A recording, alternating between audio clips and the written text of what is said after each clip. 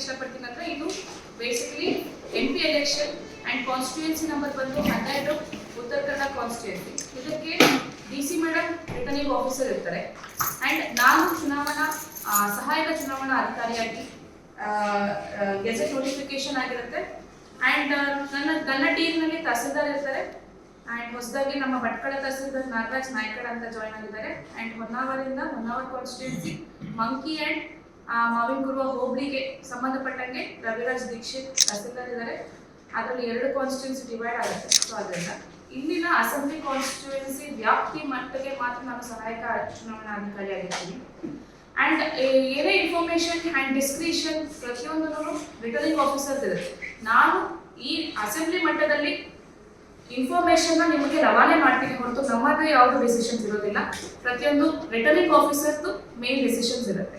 ಈ ಒಂದು ಇನ್ಫಾರ್ಮೇಶನ್ ನಾನು ನಿಮಗೆ ಕ್ಲಿಯರ್ ಆಗಿ ಹೇಳಕ್ಕೆ ಇಷ್ಟಪಡ್ತೀನಿ ಅಂಡ್ ಮೇಡಮ್ ಆಲ್ರೆಡಿ ಒಂದು ಪ್ರೆಸ್ ಮೀಟ್ ತಗೊಂಡಿದ್ದಾರೆ ಅಂಡ್ ಪೊಲಿಟಿಕಲ್ ಪಾರ್ಟಿ ಮೀಟಿಂಗ್ ಕೂಡ ಮಾಡಿದ್ದಾರೆ.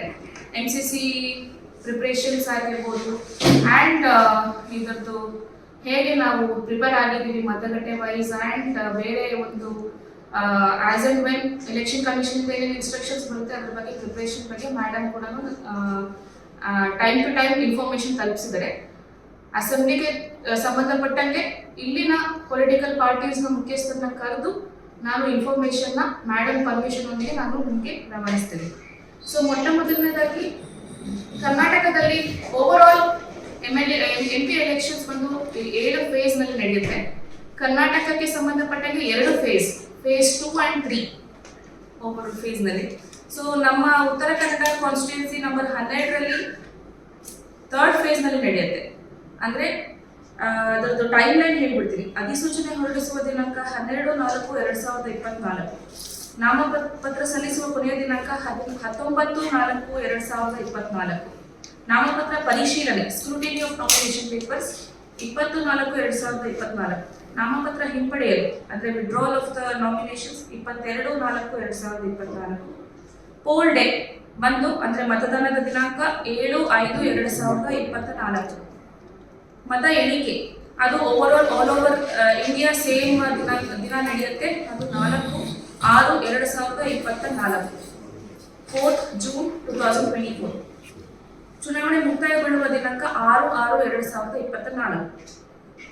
ಎಸ್, ಕಮಿಂಗ್ ಟು ಭಟ್ಕಳ ಕಾನ್ಸ್ಟಿಟ್ಯೂಯೆನ್ಸಿದು ಸಂಬಂಧಪಟ್ಟಿನ ವಿವರಗಳನ್ನ ನಾನು ಹೇಳ್ತಾ ಹೋಗ್ತೀನಿ. ಸೊ ಒಟ್ಟು ಮತದಾರರ ಸಂಖ್ಯೆ 2,25,128 ಜನ ಇದ್ದಾರೆ. ಇದರಲ್ಲಿ ಪುರುಷರು 1,14,053, ಮಹಿಳೆ 1,11,075. PWD ವೋಟರ್ಸ್ ಬಂದು 3,067. 80+ ವಯಸ್ಸಿನ ಮತದಾರರು 1,898. ತೃತೀಯ ಲಿಂಗ 0 ಅಂಡ್ ಮತಗಟ್ಟೆಗಳಿಗೆ ಸಂಬಂಧಪಟ್ಟಂಗೆ 248 ಮತಗಟ್ಟೆಗಳಿರುತ್ತೆ. ವಲ್ನರಬಲ್ ಅಂದರೆ ಎಲ್ಲಿ ವಲ್ನರಬಲ್ ಪಾಕೆಟ್ಸ್ ಅಂತ ಹೇಳ್ತಾರೆ, ಎಲ್ಲಿ ಸ್ವಲ್ಪ ಇದು ಅತಿ ಜಾಗರೂಕತೆಯಿಂದ ಇರಬೇಕಾಗಿರುವಂಥ ಮತಗಟ್ಟೆಗಳು ವಲ್ನರಬಲ್ ಮತಗಟ್ಟೆಗಳು 9 ಇರುತ್ತೆ. ಕ್ರಿಟಿಕಲ್ ಸೂಕ್ಷ್ಮ ಪ್ರದೇಶಗಳು ಅಂದರೆ 37 ಮತಗಟ್ಟೆಗಳಿರುತ್ತೆ. ಸೊ ಮಾದರಿ ನೀತಿ ಸಂಹಿತೆ 16/3/2024 ಜಾರಿ ಬಂದಿದೆ. ಅಂದರೆ ಪ್ರೆಸ್ ಕಾನ್ಫರೆನ್ಸ್ ಮಾಡಿದ ಕೂಡಲೇ ಜಾರಿಗೆ ಬಂದಿದೆ. ಇದರ ಕುರಿತು ಕೆಲವೊಂದು ರೆಸ್ಟ್ರಿಕ್ಷನ್ಸ್ ಇರುತ್ತೆ. MCC ನಾವು ಪಾಲಿಸಬೇಕಾಗುತ್ತೆ. ಎಸ್ಪೆಷಲಿ ಪೊಲಿಟಿಕಲ್ ಪಾರ್ಟೀಸ್ ಆಗಿರ್ಬೋದು, ಜನರಲ್ ಪಬ್ಲಿಕ್ ಆಗಿರ್ಬೋದು, ಪ್ರತಿಯೊಬ್ಬರಿಗೂ ಅನ್ವಯಿಸುತ್ತೆ. ಮೊದಲನೇದಾಗಿ ನಮಗೆ ಮೇನ್ ಕ್ವೆಶನ್ ಬರೋದೇ ಕ್ಯಾಶ್ ಕ್ಯಾರಿಂಗ್ ಎಷ್ಟು ಇರ್ಬೋದು. ನಾನು ಮೇನ್ ಹೈಲೈಟ್ಸ್ ಮಾತ್ರ ಹೇಳ್ತೀನಿ. So in detail MCC regarding ನಾವು ಒಂದು ಸ್ಮಾಲ್ ನೋಟ್ ಮಾಡ್ಕೊಂಡಿದ್ದೀವಿ, ಅದನ್ನ ಬೇಕಾದ್ರೆ ನಿಮಗೆ ಕೊಡ್ತೀವಿ. But this is not exhaustive list of MCC rules. But ಕೆಲವೊಂದು ಮುಖ್ಯವಾದದ್ದನ್ನ ನಾನು ಬೇಕಿದ್ರೆ ನಿಮಗೆ ಇನ್ಫಾರ್ಮೇಶನ್ಗೆ ನಾನು ಕೊಡಿಸ್ತೇನೆ. ಪಾರ್ಟಿ ಮೀಟಿಂಗ್ಸ್ ಆಗಲಿ, ಕ್ಯಾಂಪೇನಿಂಗ್ ಆಗಲಿ ಪ್ರತಿಯೊಂದಕ್ಕೂ ಪರ್ಮಿಷನ್ ತಗೊಳ್ಬೇಕಾಗತ್ತೆ. ಆ್ಯಂಡ್ ಬೇರೆ ಧಾರ್ಮಿಕ ಕಾರ್ಯಕ್ರಮಗಳಿಗೂ ಕೂಡ ನೀವು ಪರ್ಮಿಷನ್ ತಗೊಳ್ಬೇಕಾಗತ್ತೆ. ಆ್ಯಂಡ್ ಬ್ಯಾನರ್ಸ್ ಹಚ್ಚೋದಕ್ಕೆ, ಪೋಸ್ಟರ್ಸ್ ಆ್ಯಂಡ್ ಕಾನ್ಫರೆನ್ಸ್ ಹಂಚೋದಕ್ಕೂ ನೀವು ಪರ್ಮಿಷನ್ಸ್ ತಗೊಳ್ಬೇಕಾಗತ್ತೆ. ಆ್ಯಂಡ್ ಡಿಫ್ರೆಂಟ್ ಹಂತದಲ್ಲಿ ತಗೊಳ್ಬೇಕಾಗತ್ತೆ. ಚೀಫ್ ಎಲೆಕ್ಟೋರಲ್ ಆಫೀಸರ್ ಕರ್ನಾಟಕ, ಅಲ್ಲಿ ಕೆಲವೊಂದು ಪರ್ಮಿಷನ್ಸ್ನ ನಾವು ಕೊಡ್ತೀವಿ. ನಾನು ಅದನ್ನು ಓದಕ್ಕೆ ಹೋದಲ್ಲ, ನಾನು ನೋಟಿಸ್ ಬೋರ್ಡ್ನಲ್ಲಿ ಹಾಕ್ತೀನಿ. ಇಲ್ಲಿ ಯಾವ್ಯಾವ ಪರ್ಮಿಷನ್ಸ್ ಕೊಡ್ತೀವಿ ಅನ್ನೋದನ್ನು ಮಾತ್ರ ನಾನು ಓದಿ ಹೇಳ್ತೀನಿ. ಪೊಲಿಟಿಕಲ್ ಪಾರ್ಟೀಸ್ ಎಕ್ಸ್ಕ್ಲೂಸಿವ್ ಆಗಿ ಕ್ಯಾಂಪೇನಿಂಗ್ ರಿಗಾರ್ಡಿಂಗ್ ಮಾತ್ರ ನಾನು ARO ಆಫೀಸ್ನಲ್ಲಿ ನಾನು ಪರ್ಮಿಷನ್ಸ್ ಕೊಡ್ತೀನಿ. ಅದಕ್ಕೆ ನಮ್ಮ ಟೀಮ್ಸ್ ಕೂಡ ಪ್ರಿಪೇರ್ ಆಗಿದೆ. ಅಲ್ಲಿ ನನ್ನ ಪಕ್ಕದಲ್ಲಿ ಕೋರ್ಟ್ ಹಾಲ್ ಇದೆಯಲ್ಲ, ಅಲ್ಲೆಲ್ಲ ಟೀಮ್ಸ್ ಕೂಡ ಸೆಟಪ್ ಆಗಿದೆ. ಸಿಂಗಲ್ ವಿಂಡೋ ಸಿಸ್ಟಮ್ ಮಾಡಿದ್ದೀವಿ. ಅಂದರೆ ಪ್ರತಿಯೊಂದು ಡಿಪಾರ್ಟ್ಮೆಂಟ್ ಅವರು PWD ಆಗಿರ್ಬೋದು, RTO ಆಗಿರ್ಬೋದು, police permissions and municipality permission, ಯಾವುದನ್ನೇ ನೀವು ಬೇರೆ ಬೇರೆ ಆಫೀಸ್ಗಳಿಗೆ ಹೋಗಿ ನಿಮ್ಮ ಟೈಮ್ ವ್ಯರ್ಥ ಮಾಡಿದ್ರೆ ಇಲ್ಲಿ ಒಂದು ಕಡೆ ಬಂದು ನಿಮಗೆ ಒಂದು ಸಿಂಗಲ್ ವಿಂಡೋನಲ್ಲಿ ನಿಮಗೆ ಎಲ್ಲ ಪರ್ಮಿಷನ್ಸ್ ಸಿಗೋ ಥರ ಒಂದು ಸಿಸ್ಟಮ್ RO ಆಫೀಸ್ನಲ್ಲೂ ಆಗಿದೆ. ಇಲ್ಲಿ ARO ಆಫೀಸ್ನಲ್ಲೂ ಕೂಡ ನಾವು ಅದನ್ನ ಸೆಟಪ್ ಮಾಡಿರ್ತೀವಿ. ಇಲ್ಲಿ ಅದೇ ಹೇಳ್ತೀವಿ. ನೆಕ್ಸ್ಟ್ ಕಮಿಂಗ್ ಟು ಧಾರ್ಮಿಕ ಆಚರಣೆಗಳು regarding which is not related to political, ಇದನ್ನ ತಹಸೀಲ್ದಾರ್ ಅವರ ಹಂತದಲ್ಲಿ ಕೊಡ್ತಾರೆ. ಫಾರ್ ಎಕ್ಸಾಂಪಲ್ ಜಾತ್ರೆ ಆಗಿರ್ಬೋದು, ಯಕ್ಷಗಾನ ಆಟಗಳು ಅಥವಾ ಬೇರೆ ಸಣ್ಣ ಪುಟ್ಟ which not it should be exclusively religious and cultural ಇರೋದನ್ನ ನೀವು ಅದನ್ನ ರಿಸ್ಟ್ರಿಕ್ಟ್ ಮಾಡ್ಕೊಳ್ಬೇಕು. ಅಲ್ಲಿ ಯಾವುದೇ ಪೋಸ್ಟರ್ಸ್ ಬ್ಯಾನರ್ಸ್ ಆಗಲಿ ಹಚ್ಚೋ ಆಗಿಲ್ಲ. ಅಂಡ್ ಅಗೇನ್ ಆ ಥರ ಏನಾದರೂ ಮಾಡಿದ ಕಂಡು ಬಂದಲ್ಲಿ ನಾವು ಕೇಸ್ ಬುಕ್ ಮಾಡಬೇಕಾಗತ್ತೆ. It will be serious offence. Without permission ನೀವು ಪೊಲಿಟಿಕಲಿ ಆ ಒಂದು ಪರ್ಮಿಷನ್ಸ್ನ ಉಪಯೋಗಿಸ್ಕೊಂಡ್ರೆ ಎಸ್ ಅದನ್ನ ಧಾರ್ಮಿಕದ ರಿಲೇಟೆಡ್ ಎಲ್ಲ ನಮ್ಮ ತಹಸೀಲ್ದಾರ್ ಹಂತದಲ್ಲಿ ಆಗುತ್ತೆ. ಪೊಲಿಟಿಕಲಿ ಕ್ಯಾಂಪೇನಿಂಗ್ ಸಂಬಂಧಪಟ್ಟಂಗೆ ನಾವು ಇಲ್ಲಿ ಪರ್ಮಿಷನ್ಸ್ ಕೊಡ್ತೀವಿ. Application for door to door canvassing, loud speaker permit ಬಗ್ಗೆ, ಟೆಂಪ್ರವರಿ ಪಾರ್ಟಿ ಆಫೀಸ್ ನೀವು ಇಲ್ಲಿ ಸೆಟಪ್ ಮಾಡ್ಕೊಬೇಕಂದ್ರೆ ಇಲ್ಲಿ ಪರ್ಮಿಷನ್ ತಗೊಳ್ಬೋದು. Pamphlet distribution and holding meeting with loud speaker, banners, flags, vehicle permit. Application for vehicle permit ಅದು constituency ಒಳಗಡೆ ಮಾತ್ರ. Inter ಕಾನ್ಸ್ಟಿಟ್ಯೂಯೆನ್ಸಿನಲ್ಲಿ ಹೋಗ್ಬೇಕಾದ್ರೆ ಅಥವಾ ಬೇರೆ ಡಿಸ್ಟಿಕ್ಗೆ ಹೋಗ್ಬೇಕಾದ್ರೆ, ಡಿಸ್ಟಿಕ್ಗೆ ಹೋಗೋ ಬರೋದಿಲ್ಲ, ಕಿತ್ತೂರು ಬೆಳಗಾಂ ಬರುತ್ತೆ ಅನ್ಸುತ್ತೆ, ಅಲ್ಲಿಗೆಲ್ಲ ಹೋಗ್ಬೇಕಾಗತ್ತೆ. ಸೊ ಆಲ್ಮೋಸ್ಟ್ ಲೆವೆಲ್ನಲ್ಲಿ ಅದೆಲ್ಲ ಪರ್ಮಿಷನ್ ತಗೋಬೇಕು. ನಮ್ಮ ವ್ಯಾಪ್ತಿ ಇಲ್ಲಿ ಪರ್ಮಿಷನ್ ಕೊಡೋದು ಇಲ್ಲಿ ಕಾನ್ಸ್ಟಿಟ್ಯೂಯೆನ್ಸಿ ಪ್ರಚಾರ ಮಾಡೋದಕ್ಕೆ ಮಾತ್ರ. And complete assembly area for 1 vehicle for complete assembly area for 1 candidate. And ಇದರದ್ದು ಡೀಟೇಲ್ಸ್ ನಾನು ನೋಟಿಸ್ ಬೋರ್ಡ್ ಮೇಲೆ ಹಾಕ್ತೀನಿ. ಆ್ಯಂಡ್ ಅದಕ್ಕೆ ಸಂಬಂಧಪಟ್ಟ ಫಾರ್ಮ್ಯಾಟ್ಸ್ ಕೂಡ ಇದೆ. ಆ ಒಂದು ಪರ್ಟಿಕ್ಯುಲರ್ ಫಾರ್ಮ್ಯಾಟ್ನಲ್ಲಿ ಕೊಡಬೇಕಾಗತ್ತೆ. ಅಥವಾ ಈ ಪರ್ಮಿಷನ್ಸ್ ಏನಿದೆ ನಮ್ಮ IT ಅಪ್ಲಿಕೇಶನ್ಸ್ ಕೂಡ ಇವಾಗ ಬಿಟ್ಟಿದ್ದಾರೆ. ಎನ್ಕೋರ್ ಅಂತ, ಎನ್ಕೋರ್ ಸುವಿಧಾ ನೀವೆಲ್ಲ ಕೇಳಿರ್ಬೋದು. ಆ ಅಪ್ಲಿಕೇಶನ್ಸ್ನಲ್ಲೂ ಕೂಡ ನೀವು ಆನ್ಲೈನಲ್ಲಿ ಅಪ್ಲೈ ಮಾಡ್ಬೋದು. ನಮಗೆ ಇಲ್ಲಿ ಇನ್ಫಾರ್ಮೇಶನ್ ಬರುತ್ತೆ and you can take the permissions online. So ಇದು with regards to permissions. And ಎಲ್ಲಿನೂ ಸಹ MCC ವೈಲೇಷನ್ಸ್ ಆಗದಿರೋ ಥರ ನೋಡ್ಕೊಬೇಕು. MCC ವೈಲೇಷನ್ಸ್ ಆಗದಿರೋ ಥರ ನೋಡ್ಕೊಳ್ಳೋದಕ್ಕೆ ನಮ್ಮಲ್ಲಿ MCC ಟೀಮ್ಸ್ ಅಂತ ಇದ್ದಾರೆ. ಇದಕ್ಕೆ ನೋಡಲ್ ಆಫೀಸರ್, ಪಂಚಾಯತಿ, ತಾಲೂಕು ಪಂಚಾಯತಿ ಕಾರ್ಯನಿರ್ವಾಹಕ ಅಧಿಕಾರಿಗಳಿರ್ತಾರೆ. ನಮ್ಮಲ್ಲಿ FST, SST, VST, VVT teams ಇರ್ತಾರೆ. FST ಅಂದರೆ ಫ್ಲೈಯಿಂಗ್ ಸ್ಕ್ವಾಡ್ ಟೀಮ್ಸ್ ಇದ್ದಾರೆ. ಭಟ್ಕಳ ತಾಲೂಕಿನಲ್ಲಿ 2 ಚೆಕ್ ಪೋಸ್ಟ್ ಇರುತ್ತೆ, ಕುಂಟವಾಣಿ ಚೆಕ್ ಪೋಸ್ಟ್ ಆ್ಯಂಡ್ ಸರ್ಪನ್ಕಟ್ಟೆ. ಆ್ಯಂಡ್ ಹೊನ್ನಾವರಕ್ಕೆ ಬಂದರೆ ನಮಗೆ ಗೇರ್ಸೊಪ್ಪ ಚೆಕ್ ಪೋಸ್ಟ್ ಇದೆ, ಅದು ಒಂದು. ಇನ್ನೊಂದು ಕುಮಟಾ ಕಾನ್ಸ್ಟಿಟ್ಯೂನ್ಸಿ ಬರುತ್ತೆ. ಸೊ ಬೇಸಿಕ್ಲಿ ನಮ್ಮ ಕಾನ್ಸ್ಟಿಟ್ಯೂನ್ಸಿ ಸಂಬಂಧಪಟ್ಟಂಗೆ 3 ಚೆಕ್ ಪೋಸ್ಟ್ ಇರುತ್ತೆ. ಇದರಲ್ಲಿ 5 team FST teams win shifts work ಮಾಡ್ತಾರೆ. ಸೊ ಅದು ಬಿಟ್ಟರೆ SST ಟೀಮ್ಸ್ ಅಂದರೆ FST is flying squad, check post team check ಪೋಸ್ಟ್ನಲ್ಲಿ ವರ್ಕ್ ಮಾಡ್ತಾರೆ SST ಟೀಮ್ಸ್ ಅವರು. ಆ್ಯಂಡ್ VST ಟೀಮ್ಸ್ ಅಂತ ಇರ್ತಾರೆ. ನಿಮ್ಮ ಎಲ್ಲೇ ಪರ್ಮಿಷನ್ಸ್ ತೊಗೊಂಡಿದ್ದ ಕಡೆ ಅವ್ರಿಗೊಂದು ಕಾಪಿ ಹೋಗುತ್ತೆ. They will come to the spot and do the videos. MLA elections ಅಲ್ಲಿ ನಿಮ್ಗೆ ಆಲ್ರೆಡಿ ಇದೆಲ್ಲ ಸ್ವಲ್ಪ you are very much familiar in this, but it is my duty to again clear this and you have to stick to those norms. MLA elections ಅಲ್ಲಿ ಏನಿತ್ತು same norms continue ಆಗುತ್ತೆ. And ಮುಖ್ಯವಾಗಿ ಈ ಸತಿ ನಮಗೆ MLA elections ಥರನೇ postal ballots ಪ್ರೊವಿಷನ್ಸ್ನ ನಮಗೆ ಕೊಟ್ಟಿದ್ದಾರೆ. ಪೋಸ್ಟಲ್ ಬ್ಯಾಲೆಟ್ಸ್ 20 ಏನಿದೆ for absentee voters, senior citizens, PWD, Covid patients and essential ಸರ್ವಿಸಸ್ನಲ್ಲಿರೋರಿಗೆ ಆ್ಯಂಡ್ ಎಲೆಕ್ಷನ್ ಡ್ಯೂಟಿನಲ್ಲಿರೋರಿಗೆ, ಇವರೆಷ್ಟು ಜನಕ್ಕೂ ಪೋಸ್ಟಲ್ ಬ್ಯಾಲೆಟ್ದು ಒಂದು ಅವಕಾಶ ಮಾಡಿಕೊಟ್ಟಿದ್ದಾರೆ. ಅದರದ್ದು ರಿಗಾರ್ಡಿಂಗ್ BLS ಕೂಡ ಟ್ರೈನಿಂಗ್ ಕೊಡ್ತಾ ಇದ್ದೀವಿ. ಆ್ಯಂಡ್ 20 ಫಾರ್ಮ್ಸ್ ಕೂಡ ಬಂದು ರೀಚ್ ಆಗಿದೆ ಅಸೆಂಬ್ಲಿ ಕಾನ್ಸ್ಟಿಟ್ಯೂನ್ಸಿನಲ್ಲಿ. ಅದನ್ನು ಇಶ್ಯೂ ಮಾಡ್ತೀವಿ. ಆ್ಯಂಡ್ ಆ ಒಂದು ಲಿಸ್ಟ್ ಏನಿದೆ PWD ವೋಟರ್ಸ್ ಆ್ಯಂಡ್ LT+ ವೋಟರ್ಸ್ದು ವೈಟ್ ಲಿಸ್ಟಿಂಗ್ ಆಗಿದೆ. And it is also uploaded in Elect1.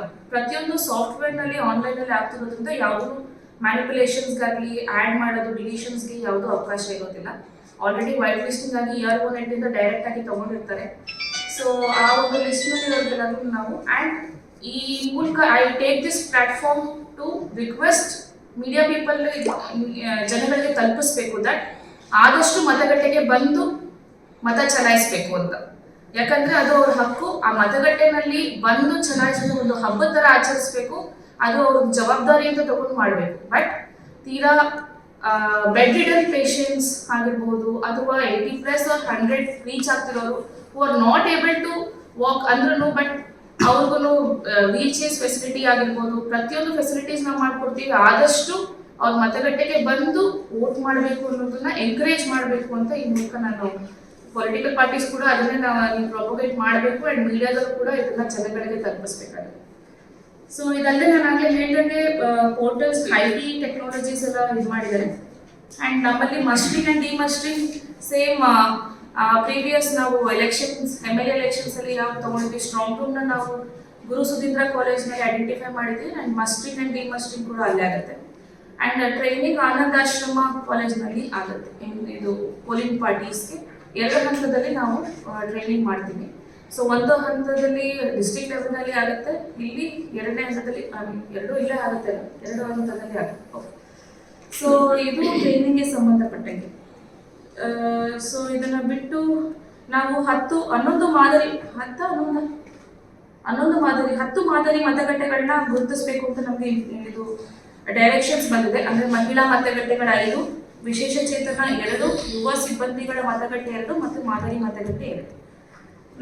So ಇದು ಇಷ್ಟು ನಮ್ಮ ಎಲೆಕ್ಷನ್ಸ್ ಅಂದ್ರೆ ಈ ಲೋಕಸಭಾ ಚುನಾವಣೆ 2024ಕ್ಕೆ ಸಂಬಂಧಪಟ್ಟಂತ informations and basic MCC rules which has to be followed by the political parties and the public too.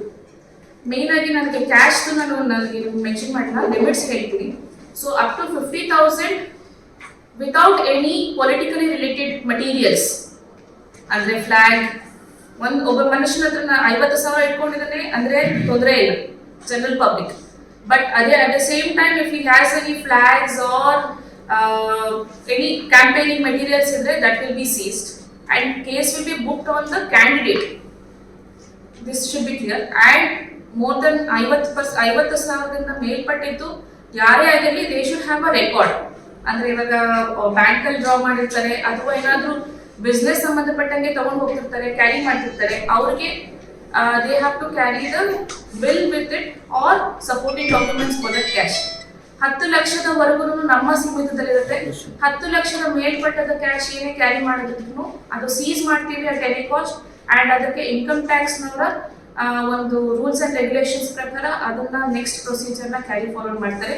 Seize ಆಗಿರೋ ದುಡ್ಡೆಲ್ಲ ಒಂದು MCC ನೋಡಲ್ ಕಮಿಟಿ ಅಂತ ಮಾಡಿದರೆ ಅದಕ್ಕೆ CEO ಜಿಲ್ಲಾ ಪಂಚಾಯತ್ನವರು ಅಧ್ಯಕ್ಷತೆ ಇರುತ್ತೆ. ಅವರ ಅಧ್ಯಕ್ಷತೆಯಲ್ಲಿ ನೆಕ್ಸ್ಟ್ ಮುಂದಿನ ಕ್ರಮ ಜರುಗಿಸ್ತಾರೆ.